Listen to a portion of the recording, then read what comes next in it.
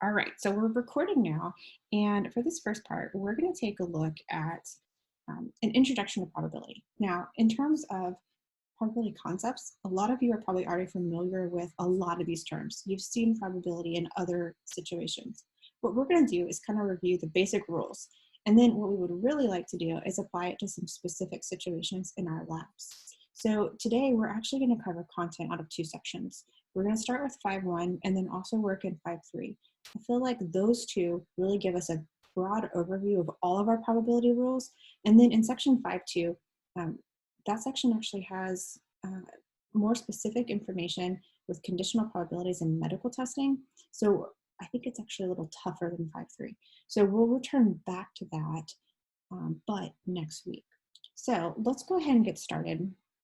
You guys should be able to see as this changes and as I write on it. So the first two terms we're going to contrast are empirical probability and classical probability.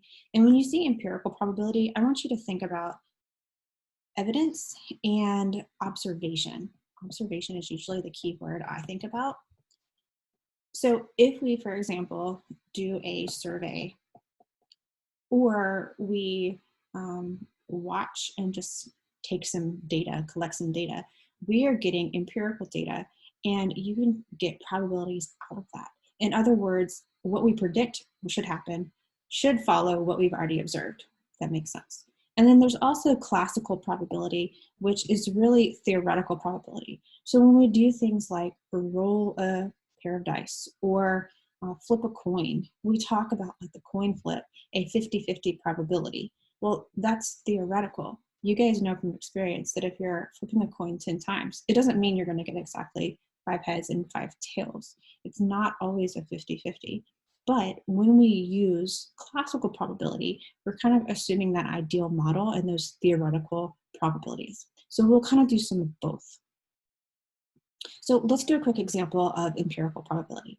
And just so you guys know, I will post this PowerPoint so that everything that you see written that's already typed up there will be on the PowerPoint, and then anything that I write down will also be in the video. So let's go ahead and take a look at this one. Suppose the city worker or the city posted workers at an intersection, and over a 5-week period, it counted 16,652 vehicles passing through the intersection, of which 1,432 ran a red light. Use these numbers to calculate an empirical probability that the cars passing through the intersection will run red lights. Now, let's take a minute and think about our situation. We're looking at one specific city, not every single city, right? And we're talking about running red lights. So if we're thinking about different locations, that might impact our probability. So we can really only kind of apply this to one specific situation. But right now we don't see any probability numbers. We do, however, have observations. Here, we have a total number of observations, 16,000 in some, and then the number that ran red lights. If we take the number of observed cases, whatever it is we're looking at, and we divide by our total, so like the number of observations out of our total, that is an empirical probability. What it says in this case is if we turn this into a decimal, and I want you to stop if you get your calculator, and I'm going to type it into Desmos just so that you can have time to do it as well. And let's take a look at that number. Okay, so you guys, I'm not going to switch the screen back. I'm just going to type this in while you guys are doing it on your own.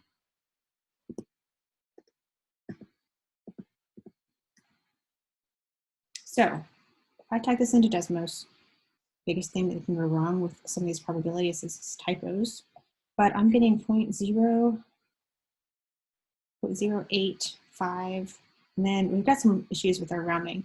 99, some extra decimals so we can talk about it. 5, 7. So a lot of times they round this to 2 decimal places.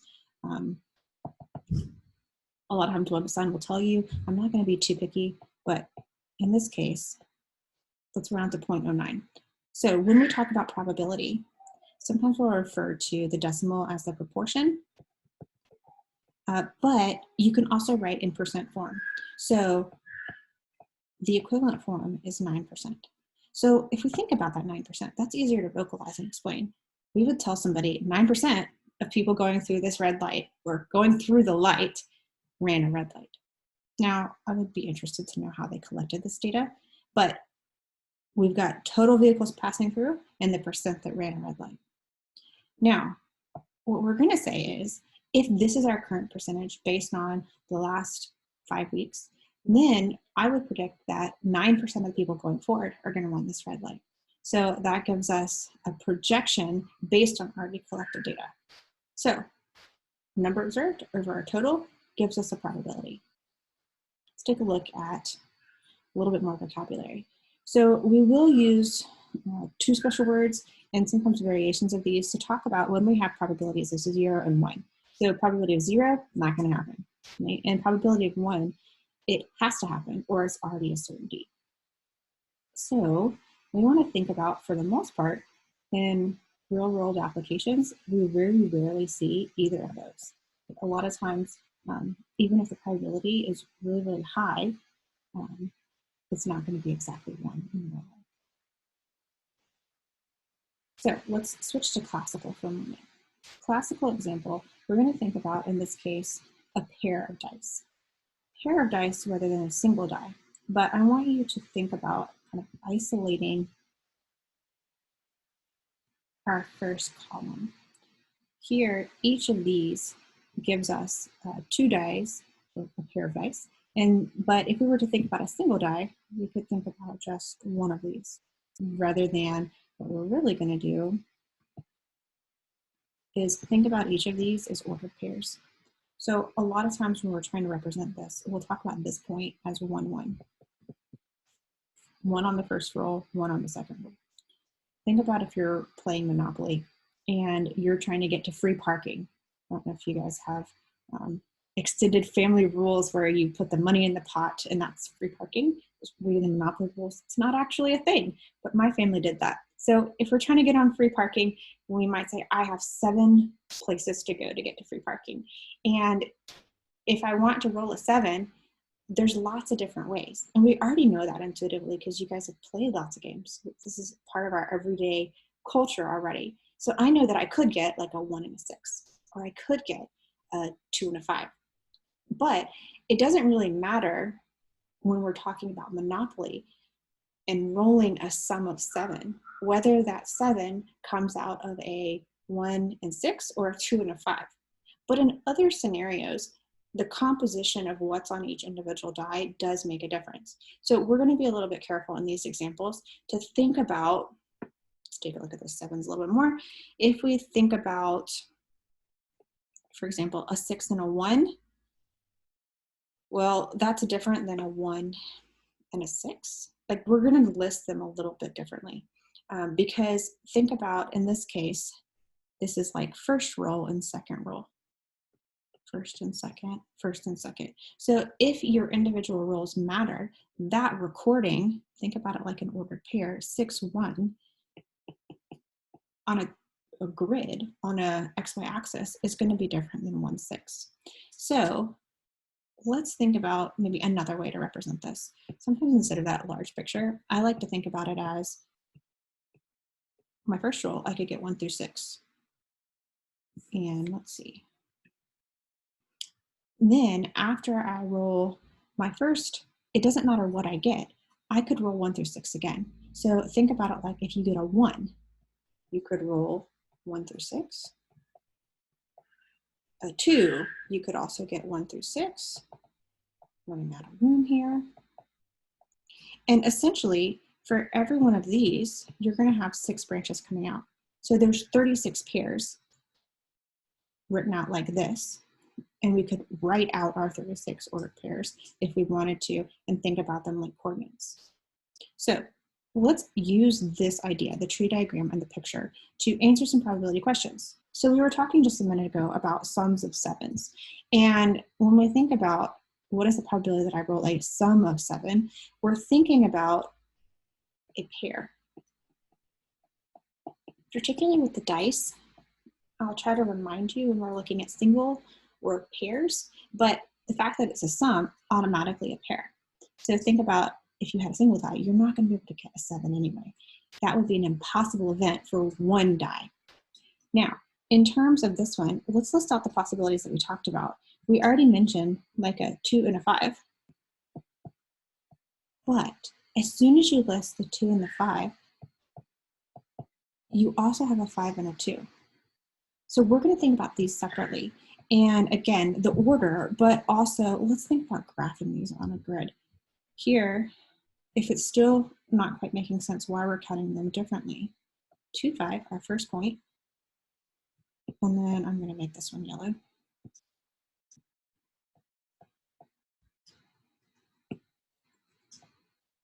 My spacing is not great on this, but there is 5, 2. So 2 different points on the grid, we count them 2 different ways. Then in terms of our other ones, we could get a 1 and a 6, 1 and a 6, 6 and a 1. And then let's see, 3 and a 4, 4 and a 3.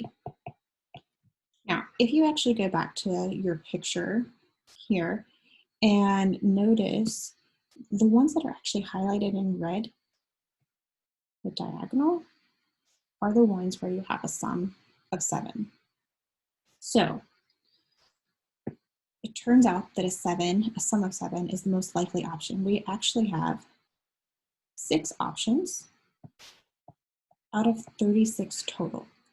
And that gives you, or reduces to 1 out of 6. Now, my space is a little limited, unlike a board, so I'm going to write up here at the top. But if you convert 1/6 to a decimal place, this is 0.16 repeating.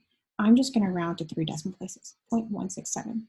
And if you think in terms of percents, 16.7% or almost 17%, meaning if I were to roll a die 100 times, I would expect, I can't get 16.77s, but I could get like 16 or 17. That would be a reasonable number. Or if I rolled 1,000 times, I would get 167 expected. So 1 out of 6 or decimal. Now, in terms of what's most convenient for us, it's going to change up. If we're talking about rolling 6 times, 1 out of 6 helps us. 100 times or 50 times would be the decimal version. So I'm going to pause for a second. Anyone have any questions so far?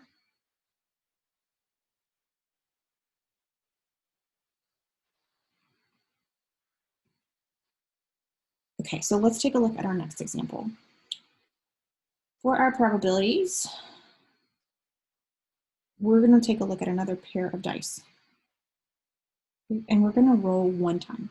Okay, so a pair here is going to be important, so we can keep on using that same picture, and 1 time. We're going to get into repeated rolls later, or repeated events, but we're not going to think about, well, rolling once and then rolling again. Just 1 roll. 1 shot, that's it. So if we want to know the chances that I roll a 3, a sum of 3, or 12, a sum of 12, we can think about that as success is either one. Think about it like if you were getting a prize for either of those. Well, a 3 would give you the prize, a 12 would give you the prize. Now, in terms of our notation, switch that. 3 or 12. And in this case, if I think about that picture, anytime you can refer back to a picture rather than trying to start with a formula, that's my top recommendation. A lot of these you'll just be able to do. So if you think about a 3, you could do a 2 and a 1 and a 1 and a 2. There's 2 places. And then for the 12, the only way we're going to get 12s is to get a 6 and a 6. Now, sometimes it's tempting with these to start thinking of other combinations for 12, like a 4 and an 8. But you can't roll an 8 with your dice. So, or a single die, since they go 1 through 6. Sometimes that catches us. So according to this, I have 3 ways that I can roll success, either a 3 or a 12. Now, it is important to note, when you have 6 and 6, 6 and 6 counts once. If you have a first and a second roll that are the same, you don't double it and write 6 and 6 twice. In fact, that's what happens for any one where you have like a 5 and a 5 or a 1 and a 1. It only appears in the list once, whereas the 6 and the 1 and the 1 and a 6 will appear twice, both of the flips. So let's take a look at an example. We just counted, according to this, 3 out of 36, or 1/12. Now, for me, in this context, if I just want to answer the question, they don't care about the decimal version here, so we'll just leave it there as 1/12. Now, in terms of this, we're going to start attaching formulas and rules. Use the rules to the extent that they are helpful to you. If they help you think about a problem, great. If they make it harder to think about a problem and this makes sense, do this, right? Don't make it harder than it has to be. What we're going to do is think about this keyword or. Anytime you hear the keyword or, we can think about that as related to addition and sometimes subtraction. So we're going to try to connect those keywords. And the key word that we have to associate with the or is we have to ask ourselves, are the events disjoint? Now, what does that mean? Before we read that definition, think about a quick picture. If you have two, almost like a Venn diagram, two things that are happening and there's no overlap, then that's disjoint. So in the situation of rolling a 3 and a 12, think about where they are visually on that graph. They're not touching. There's no overlap. If you get a 3, you don't at the same time get a 12. So the way we define disjoint is you're disjoint if you have no outcomes that are in common, meaning you're separated. You could also call them mutually exclusive. So if you are looking at a situation where you have disjoint events, can't roll a 3 and a 12 on the same roll, then if you're looking at the or probability, the probability that you do E or F, a 3 or a 12, then if there's no overlap, you just add together the individual probabilities, kind of like what we did intuitively. We said 2 from one from the other, put them together, and we've got our answer. So in this case, the rule is if you are disjoint, it only works for disjoint, you simply add. Now, if you're not disjoint, take a look at that, but we have to accommodate for that. We have to add in a step. So let's take a look at another example. Our next example is going to deal with the deck of cards. So if you're not familiar at all with the deck of cards, you will have a picture and you can use a picture on the next test, on your homework. That's an acceptable resource. But we want to make sure if some of the vocabulary is unfamiliar, we just make sure we clarify. So in this case, I didn't try to throw any special terms in here, but we're going to pick a card, one card, okay? So still a single roll of the dice or a single pick, not repeated events yet. In this case, we want to know the probability that I get a 2 or a heart. In terms of symbols, let's call a heart just an H. And if we look back at our picture and we focus on our 2s, well, we could have a 2 of spades, a 2 of heart, a 2 of clubs, or a 2 of diamonds. So when we read this wording, a 2 or a heart, a 2 can be any of our 4 2s. That would be success.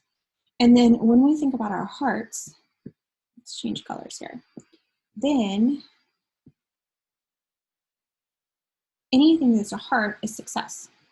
So notice when we did this, visually, these two are overlapping. We actually have a 2 of hearts.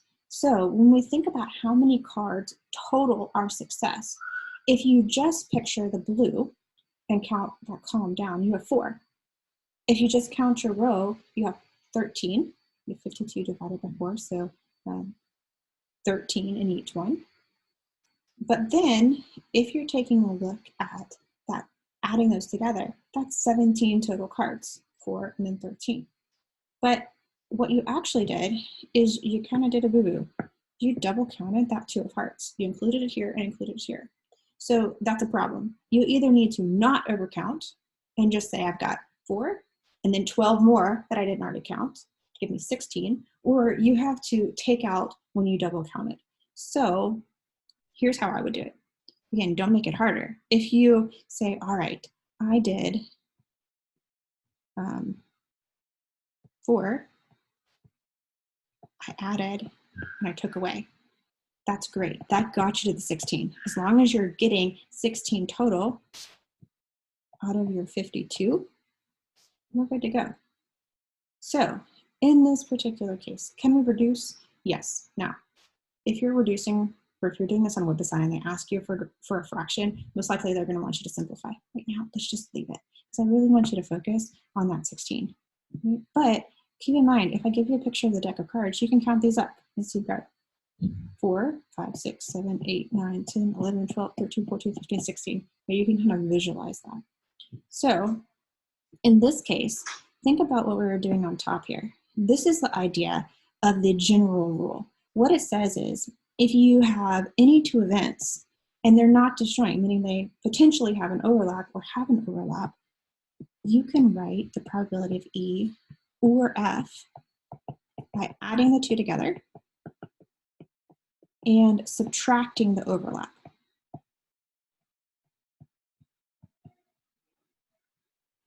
Now, again, you do not necessarily have to memorize these rules. On the next test, which we'll talk about as we get a little closer, this will be one of the rules that you see there, because it's fine to have it. If you wanted to know probability rules later in life, you can Google those and you can pop up your general addition rule. So let's talk about another keyword. We're going to talk about things like, suppose I roll a pair of dice. I don't want to land on Park Place because I don't want to pay that rent. What is the probability that I don't roll a 3 or don't roll a sum of 3? The complements of events are going to be interesting to us. So in this case, we're still rolling a pair of dice one time. The probability that I don't roll a sum of 3. Well, I could go back to my picture and say, there's a lot of ways not to roll a 3. Or I could say, well, what if I count up 3s and everything besides that works? So I'm going to go back to our picture here to help us visualize. And I'm going to get rid of this, guys. Should have pasted another one in here. But think about where your 3s are. Your 3s are going to be your 2 and a 1, your 1 and a 2. So everything else works. Think about the easiest way to count that up. If there's 36 options, we're essentially removing 2 of them, and we're left with 34. So think about it, you can either count by subtraction, 36 minus 2 gives you 34 options, or you can manually count all the ones that work. That's our idea here. We want to try to be smart and work smarter, not harder, and try to use that idea. Change this with complements. So the probability of not a 3, 36 total options, and then we got 34 out of 36. And again, we can reduce those, let's just leave it for now. Now, you guys may have had a note that you had the meeting ending in 10 minutes. I've been trying to get that to remove. It should be removing, but we may end up having to take like a 2-minute break and then resume. If Zoom ever boots you or boots me, you can get back in by clicking the same link. As soon as I'm up, then it'll let you back in. So, any questions on this one?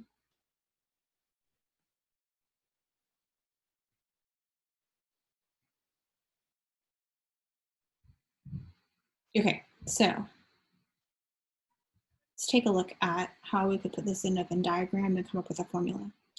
We can think about it as anything that's success, for example, like rolling a sum of 3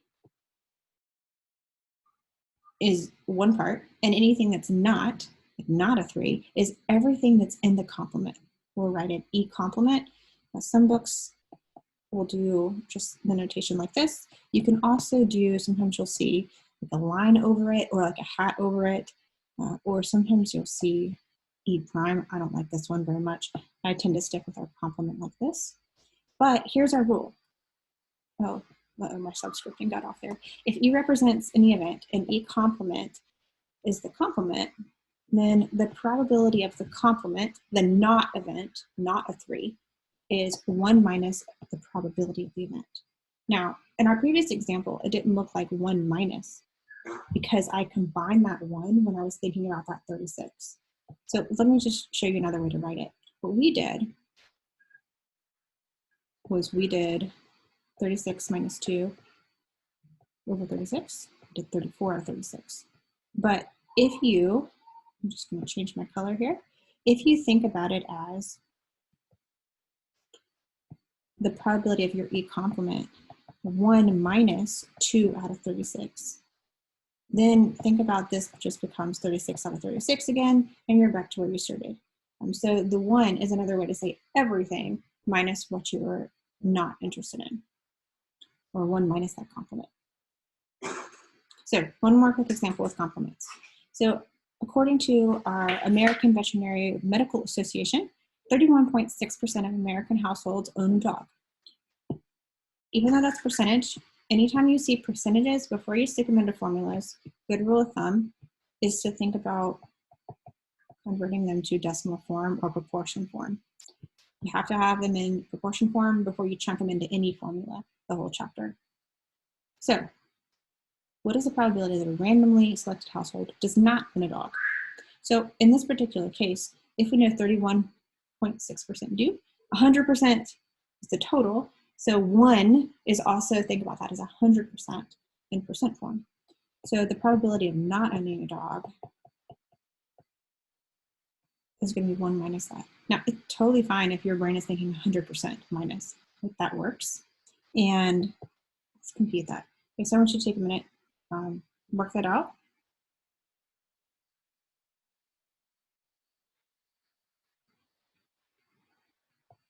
And we'll check my math here. 0.684. So roughly, if we kind of round it up for making it easier to think about 32% own a dog, and about 68% don't. Right now, a lot of times they might tell you to convert back to percent form. So just read your directions carefully on what to sign. This can be a little tricky. So with this one, I think that's our last slide on our first part. Any questions that you guys have for this part? So I think what I'm going to do, just to make this easier, we have a part 2, but what I'm going to do is go ahead and stop the recording. It'll save our first part, and then I'll restart another session just in case it boots us, and then we'll go ahead and pull that up.